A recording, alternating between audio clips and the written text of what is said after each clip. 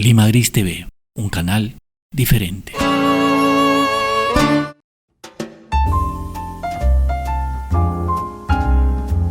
¿Cómo están todos? Muy buenas noches. Empezamos otra jornada de Poetizando aquí en el canal de Lima Gris. Soy Julio Barco, aquí para todos desde la trinchera de poesía y reflexión poética. Hoy día les tengo un programa muy especial dedicado pues en homenaje a el poeta francés Charles Baudelaire en sus 200 años de nacimiento. Él es de 1821 y para hablar de él vamos a dar una vuelta por su poesía, por sus reflexiones y también algunas ideas sobre qué es un artista en la modernidad, ya que como ustedes saben, este poeta francés encarna, como pocos quizá, el artista en la era moderna, ¿no?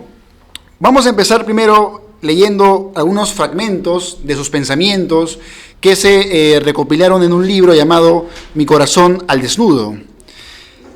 Para esto les voy comentando pues que este es un libro en clave de fragmento, en retazos de ideas, y aquí vamos a encontrar pues el tono interior, la sensibilidad de ese artista, de quien fue Charles Baudelaire. Por ejemplo, hay una parte donde dice lo siguiente, ¿no? Nada más grande entre los hombres que el poeta, el sacerdote y el soldado. El hombre que canta, el hombre que sacrifica y se sacrifica. Lo demás está hecho para el látigo. Desconfiemos del pueblo, del sentido común, del corazón, de la inspiración y de la evidencia. Muy interesante cómo Charles Baudelaire pone al poeta junto a el soldado y el sacerdote, ¿no? Tres personajes que son de alguna forma clave en la institución de la modernidad. Luego también vamos a encontrar, por ejemplo, otro tipo de reflexiones de todo tipo en realidad, ¿no? Por ejemplo, sobre la soledad, sobre la infancia, donde dice, por ejemplo, de niño sentí en mi corazón dos sentimientos contradictorios, el horror de la vida y el éxtasis de la vida, ¿no? Que de alguna forma dibuja este estado que transpira su arte, el arte de Baudelaire, un arte que está entre el éxtasis y además entre los estragos, entre la realidad más hiriente, más dolorosa, y el éxtasis al cual puede llevarte la palabra y su alquimia. Luego hay un texto también que me pareció muy interesante, que es ser un hombre útil me ha parecido siempre algo horroroso. 1848 solo fue divertido porque cada uno fabricaba utopías como castillos en el aire.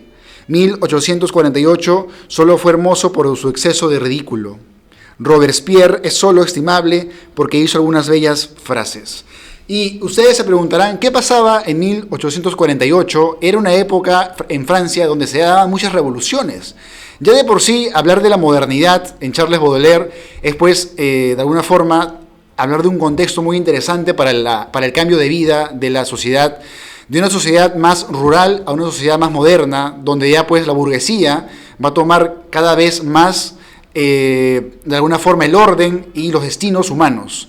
Por ejemplo, algo que va a experimentar como pocos poetas y por primera vez Charles Baudelaire es el sentimiento de habitar la ciudad, ¿no? Antiguamente, pues, las ciudades eran pequeñas aldeas, poblados, y no estaba todo tan, pues, abarrotado, atestado de calles, y toda esta jungla de cemento que es la ciudad va a ser parte también del propio vagabundear del poeta. Charles Baudelaire es un poeta que se dedicaba mucho, por ejemplo, a ese andar, ¿no? A lo que algunos llaman el famoso flaneur, ¿no? Un flaneur, por ejemplo, esto lo dice Walter Benjamin cuando analiza a Charles Baudelaire.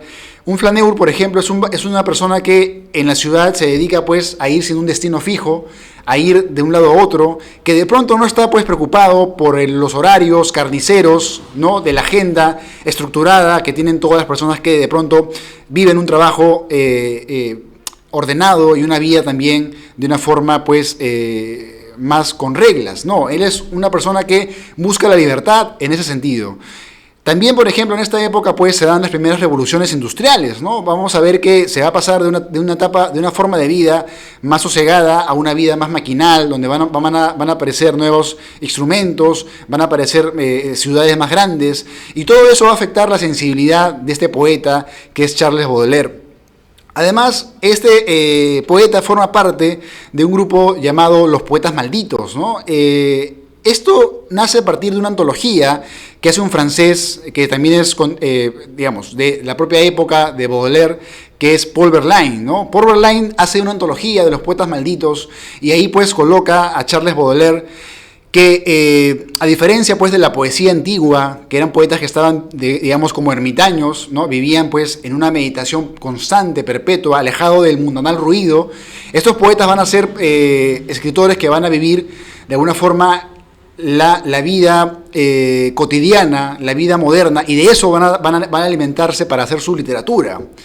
Entonces, la idea de maldito o el malditismo, más que porque sea malo, es porque de alguna forma, al dedicarse a este arte tan extraño que es la poesía, a este arte tan singular que es la poética, van a separarse pues de las profesiones cotidianas que de pronto te podía dar la sociedad, ¿no? No hay ninguna sociedad que, o muy pocas tal vez, yo recuerdo por ejemplo los chinos, que ustedes analizan la poesía china, y yo, según lo que leía, los chinos, por ejemplo, hasta los que tenían cargos de funcionarios, ¿no? Eran poetas o usaban la palabra poética como una suerte de enriquecimiento o forma de comunicarse. Pero en los occidentales, el capitalismo occidental mira el arte de una forma más desdeñosa, no mira el arte como un encuentro de realidades, no mira el arte como una forma de participar también en la vida, sino lo mira de una forma más desfavorable.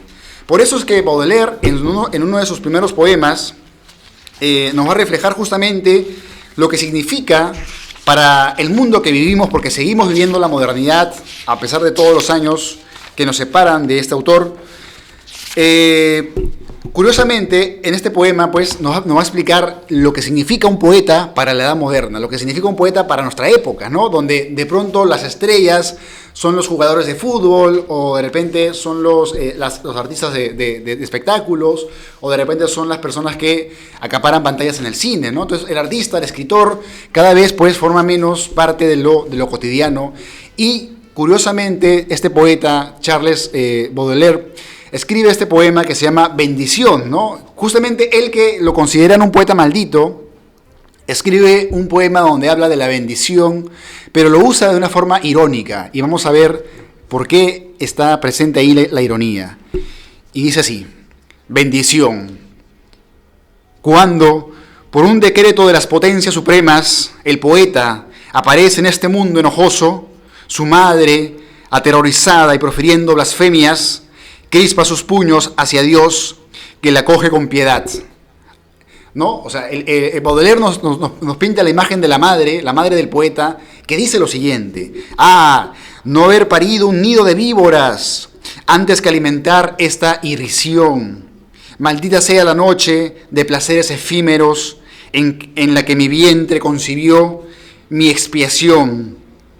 Puesto que me escogiste entre todas las mujeres para hacer el disgusto de mi triste marido, y no puedo arrojar a las llamas como una carta de amor este monstruo desmirriado, haré recaer tu odio que me abruma sobre el instrumento maldito de tus ruindades, y he de retorcer de modo tal este árbol miserable para que no puedan brotar sus yemas pestilentes. Miren cómo la madre, pues, supuestamente en este poema, se queja, ¿no? Dice, he parido, ¿no? He dado luz a una irrisión, y lo que da irrisión es lo que causa risa, ¿no? La irrisión es lo hilarante, lo que causa, de alguna forma, humor o burla en los demás, ¿no? Y luego dice, ella, o sea, la madre, ella vuelve a tragarse así la espuma de su odio, y sin comprender los designios eternos, ella misma prepara en el fondo de la gehenna las piras consagradas a los crímenes maternos.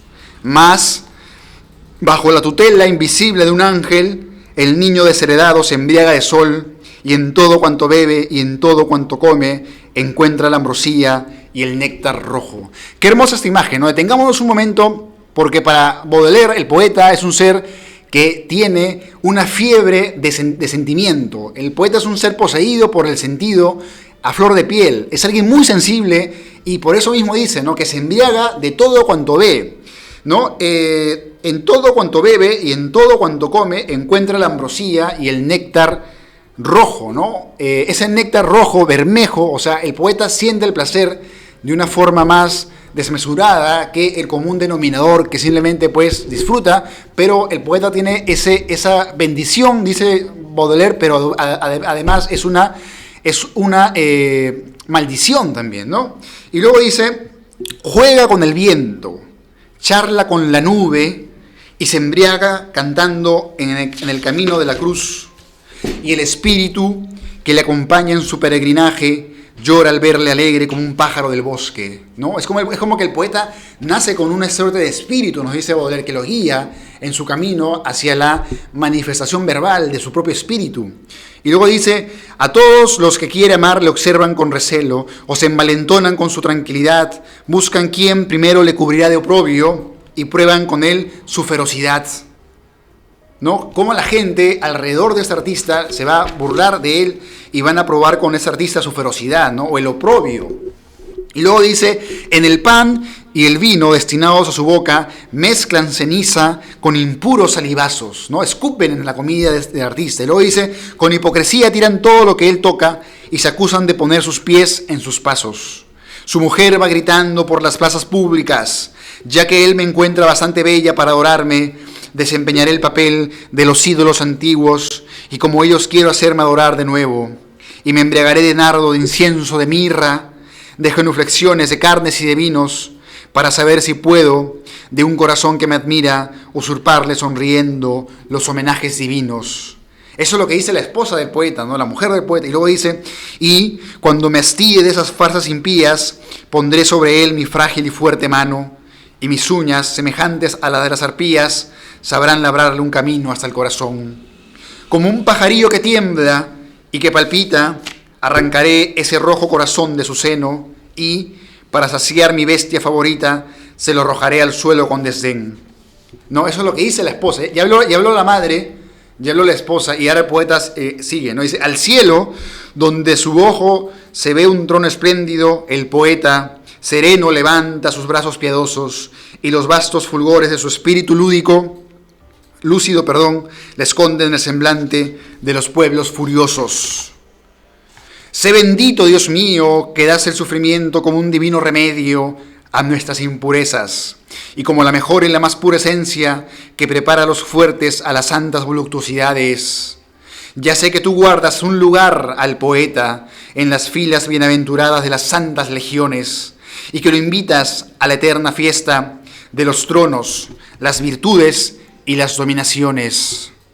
Sé que el dolor es la única nobleza, y en la que jamás harán mella el mundo y los infiernos, y que es menester para tejer mi corona mística, mandar sobre todos los tiempos y todos los universos. Miren cómo el poeta tiene esa corona mística, ¿no? El poeta tiene ese don del lenguaje para este poeta que es Baudelaire, que además de poeta tiene, como todo gran poeta, es también un profeta, o sea, se adelanta, puede tener visiones, ¿no? Cuando hablamos de visiones, no es que sea como Nostradamus, sino que puede de alguna forma observar el futuro, porque tiene ojos para ver más allá de lo evidente, más allá del sentido, y eso de ahí es pues su corona mística, ¿no? Y luego dice, mas las perdidas alhajas de la antigua Palmira, los metales ignotos, las perlas del mar, ensartadas por tu mano, no bastarían para esa bella diadema, deslumbrante y clara, diadema, ¿no? Esa corona, porque solo estará formada por luz pura, tomada del santo lugar de los rayos primitivos,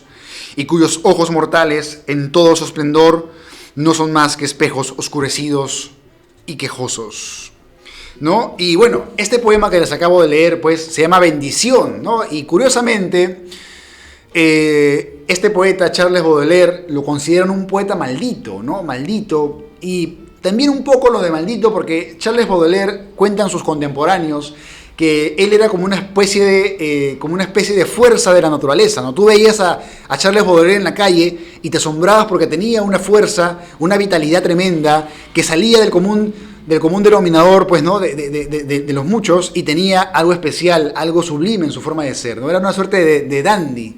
Y el dandy es como una suerte de persona que tenía una apariencia pulcra para vestir, una apariencia para actuar, para hablar, una forma también muy personal en sus ademanes, en sus gestos.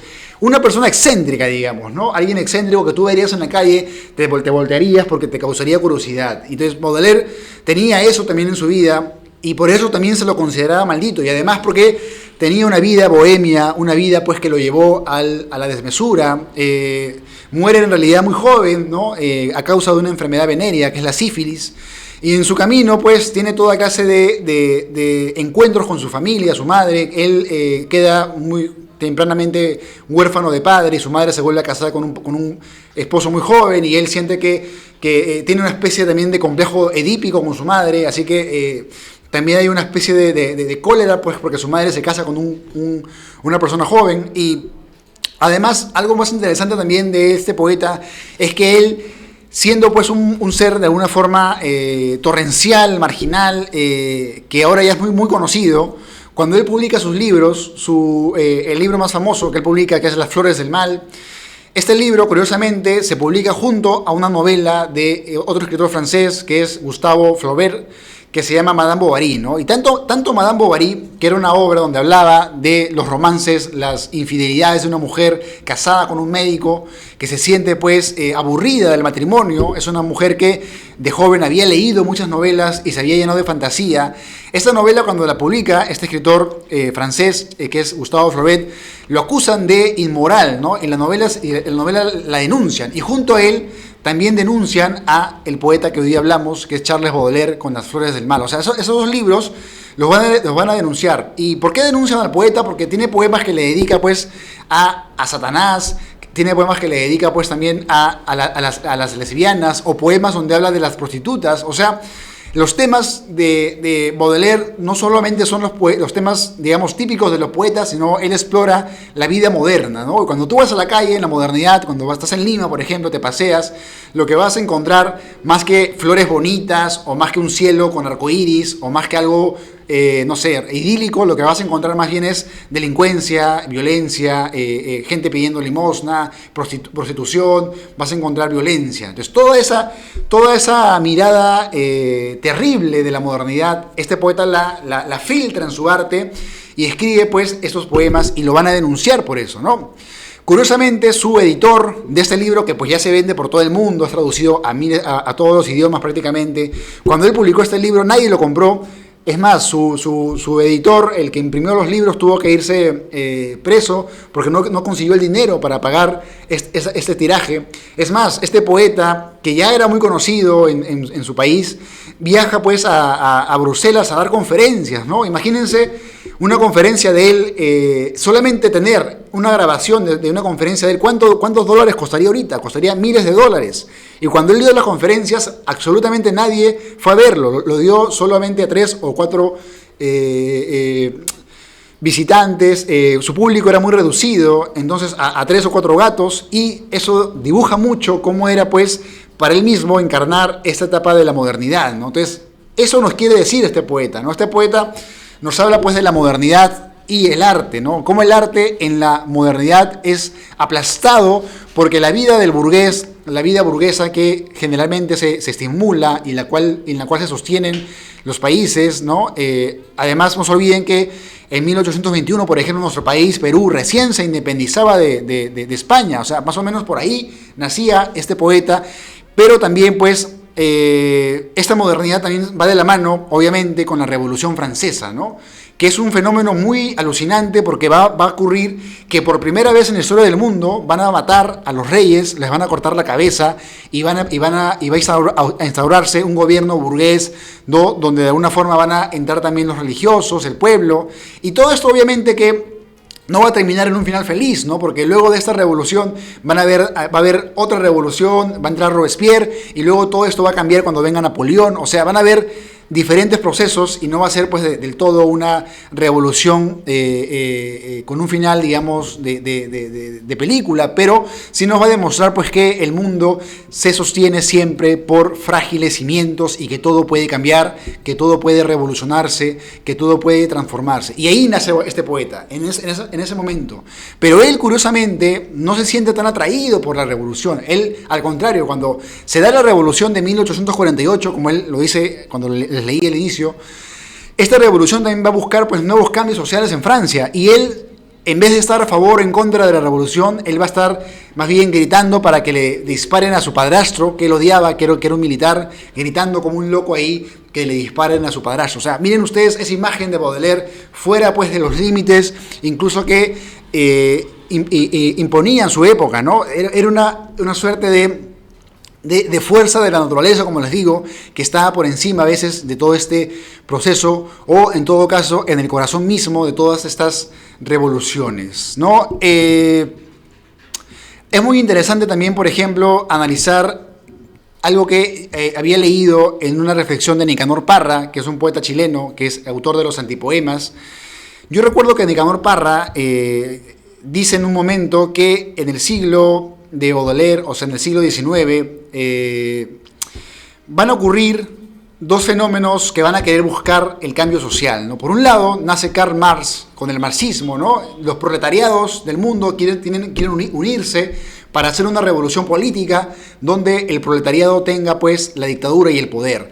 Y, por otro lado, están los poetas que buscan una revolución con su lenguaje, la alquimia del verbo, ¿no? La alquimia de la palabra, que también va a ser una forma de liberarnos ¿de qué? Liberarnos del tiempo, liberarnos de las ataduras sociales que tenemos al nacer en sociedades ya burguesas o instauradas bajo esclavitudes de trabajo, porque también no se olviden que esta revolución industrial de la cual les comento va a hacer que los seres humanos sean más esclavos, ¿no? Trabajen durante horas, tengan que vivir de la forma más cruel para llevar algo de alimento a sus casas. Y claro, obviamente que eso va a ir cambiando con otras revoluciones, ¿no? Donde van a imponerse, por ejemplo, de las 8 horas.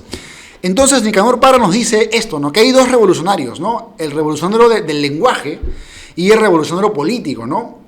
Y yo quiero detenerme en esta reflexión, extrapolarla y ampliarla, porque sin duda el lenguaje, la palabra, si nos ponemos a analizar el ser humano, es un ser de palabra. Yo no quiero decir que hay una palabra suprema ante otra, la palabra también es muy relativa, también la palabra también falsea la realidad, pero usar el lenguaje es tener poder, ¿no? Lo usan los políticos, lo usan los religiosos, lo usan los abogados, ¿no? Y otros actores más de nuestra sociedad.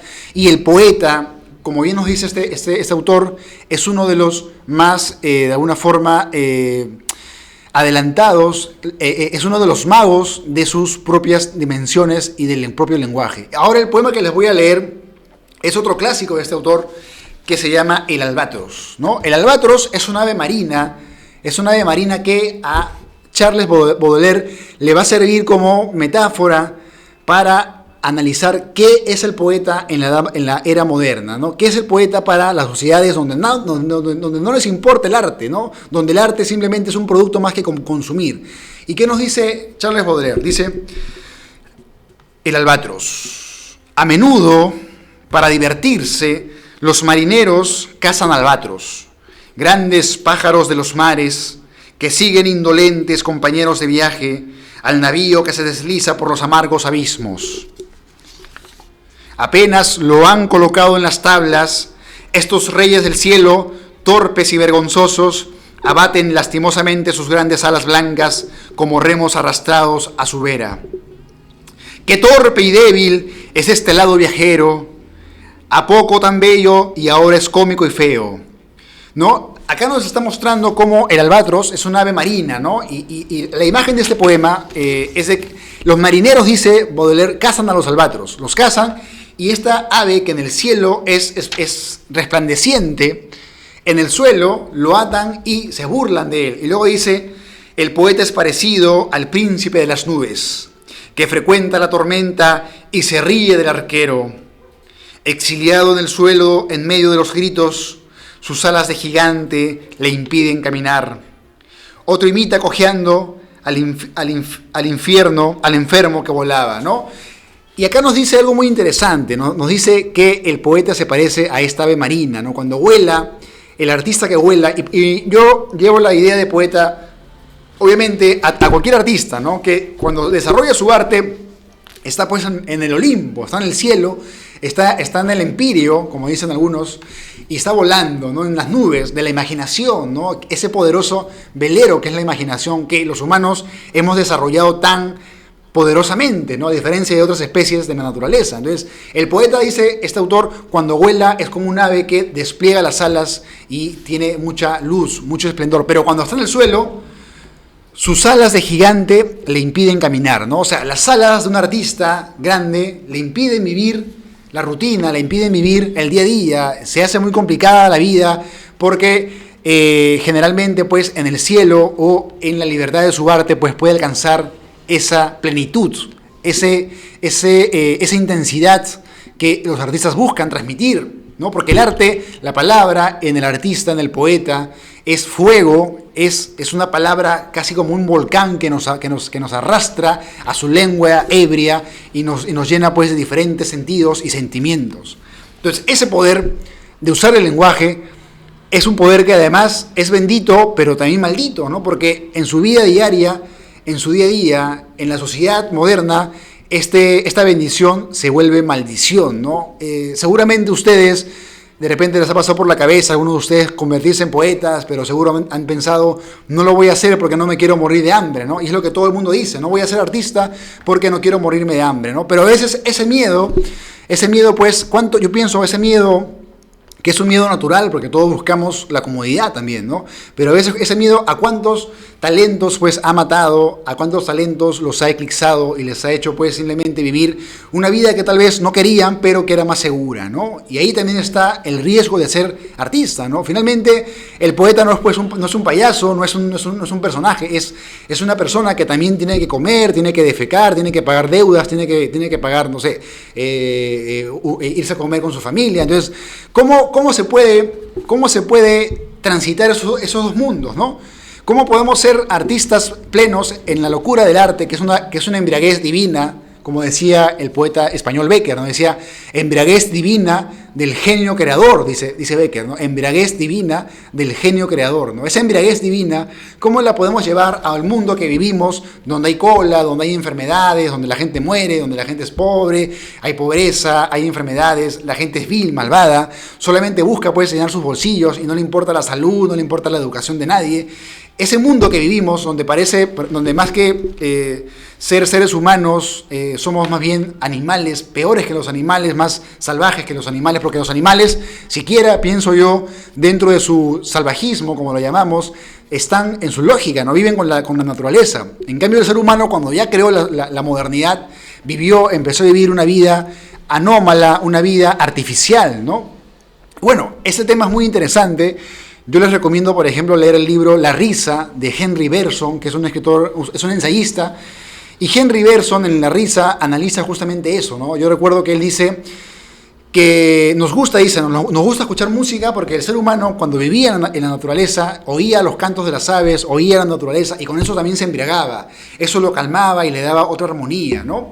Por eso es que escuchamos música al despertar, porque necesitamos esa vibración de la naturaleza. O sea, es que en realidad, si nos ponemos a analizar la vida moderna, se dan cuenta cómo es la vida moderna. Estos edificios viven 500 familias, todos en pequeños cuadrados, nunca tienen mucho contacto con la naturaleza, a lo mucho ven la televisión, ¿no? Y todas esas casas llenas de televisión, la tele prendida, y muchas veces los programas pues son más que enriquecedores, embrutecedores, ¿no? O simplemente son alimento chatarra para la mente, ¿no? Entonces, de alguna forma, el arte nos nutre la sensibilidad, ¿no? Que es una acción humana, como lo dice Baudelaire, es una acción también divina y también es una acción maldita, ¿no? Entonces, todo ello encarna este poderoso poeta, y por eso mismo yo creo que lo han estudiado filósofos, lo han estudiado sociólogos, lo han estudiado lingüistas. O sea, la obra de este poeta es una obra estudiada en todos los niveles porque nos habla de una trascendencia, ¿no?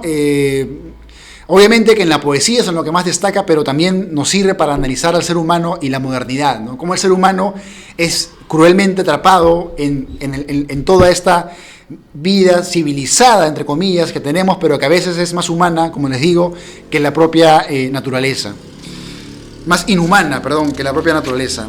Y bueno, ahora el siguiente poema que les voy a leer se llama Correspondencias, ¿no? Y hablando de la naturaleza, el poeta Baudelaire empieza pues como poeta también a encontrar una relación entre el propio cosmos humano y el propio cosmos universal, ¿no? Si nos ponemos a analizar, cada ser humano es como un pequeño universo personal, ¿no? Tiene un corazón que podría ser como una especie de sol, tiene arterias que podrían ser como ríos, y dentro de nosotros hay un cosmos de vida, las células tan pequeñitas y están todas vivas dentro de lo que somos. O sea, el ser humano es un universo dentro de otro universo que tampoco comprendemos. Y esas ideas lo llevaron a Baudelaire a escribir, esas ideas y otras lo llevaron a escribir el poema Elevación. Y dice: por encima de los estanques, por encima de los valles, de las montañas, de los bosques, de las nubes, de los mares, más allá del sol, más allá de los éteres, más allá de los confines de las esferas estrelladas, espíritu mío, te mueves con agilidad y, como un buen nadador que se solaza en la ola, surcas alegremente la inmensidad profunda con una indecible y vigorosa voluptuosidad. Vuela bien lejos de estas miasmas morbosas, ¿no? Vuela bien lejos de estas miasmas morbosas. ¿Qué serán miasmas? Búsquenlo en el diccionario. Tiene que ver con lo que es como con lo que tiene una suciedad, ¿no? Estas suciedades morbosas. Y ve a purificarte en el aire superior y bebe como un puro y divino licor el fuego claro que llena los espacios limpios. Detrás de los enojos y de los enormes disgustos que cargan con su peso la existencia brumosa, dichoso aquel que puede con un ala vigorosa lanzarse hacia los campos luminosos y serenos, aquel cuyos pensamientos, como la alondra, por la mañana emprende hacia el cielo su vuelo libre, que se cierne sobre la vida y comprende sin esfuerzo el lenguaje de las flores y el de las cosas mudas, ¿no? Miren cómo Baudelaire hace un llamado, ¿no? Y es que en realidad tenemos esta sustancia poderosa, esta masa que es el cerebro, que debemos usarla, pienso yo. Es gratis usar tu cerebro. No tienes que pagar nada para usarlo, simplemente lo usas todo el tiempo, ni siquiera tu cerebro descansa. Y esta masa que tenemos en el cráneo, que al morir se seca y que es un objeto, bueno, es una forma de vida tan desarrollada, ¿no? Dicen que en el cerebro humano hay tantas neuronas como en toda la galaxia, estrellas, ¿no? Entonces, Baudelaire nos invita a pensar por encima de los muros de lo cotidiano, de los muros de la miasma morbosa, dice él, ¿no? A elevar el espíritu, a elevar los pensamientos. Y yo recuerdo mucho a un filósofo que es Pascal, ¿no? Que también es un filósofo francés.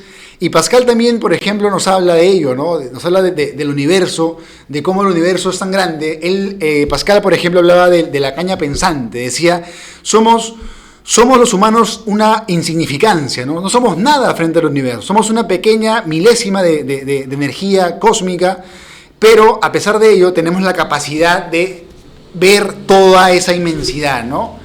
Un día ponte a pensar cuántas estrellas hay en el universo, cuántos soles hay en todo el universo, y lleva tu espíritu, elévalo y hazlo trascender. Esa es la gran invitación de este artista hacia la rutina, hacia el spleen, porque él también nos habla del spleen, del aburrimiento, ¿no? Lucha contra tu aburrimiento, lucha contra tu hastío. ¿De qué manera? Dice Baudelaire, embriagándote, dice él, ¿no? Embriagándote no solamente de licor, sino también de ¿qué? De virtud, de poesía, de arte.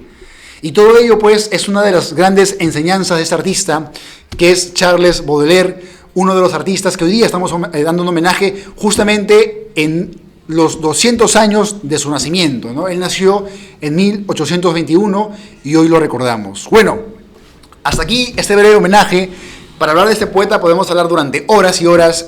Simplemente quiero despedirme de todos mis amigos y amigas que siguen esta transmisión, mandar saludo a los amigos de Cuba, a los amigos de México, a los amigos de Islas Canarias, a los amigos de Chile, a los amigos de Uruguay, que me ven por allá también, de Paraguay, también que estuvimos ahí conversando, a los amigos de Europa también que me ven por allá, a todos un abrazo cálido, un abrazo poético y sigamos elevando el pensamiento. Y no quiero despedirme sino comentando este libro que me acaba de llegar de Rafael Moreno Casarrubios es un novelista de acá del Perú, es una novela, es una trilogía, la trilogía de Roger Balaguer, que estoy recién leyéndolo con mucho entusiasmo. Es una historia de una prostituta que se enamora de un profesor de literatura y hay toda una serie de diálogos de lo más interesante. Les recomiendo leer esta obra, buscarla y adquirirla. Ya haré una reseña en su momento y que pasen todos pues una buena semana. Soy Julio Barco, que tengan una buena semana.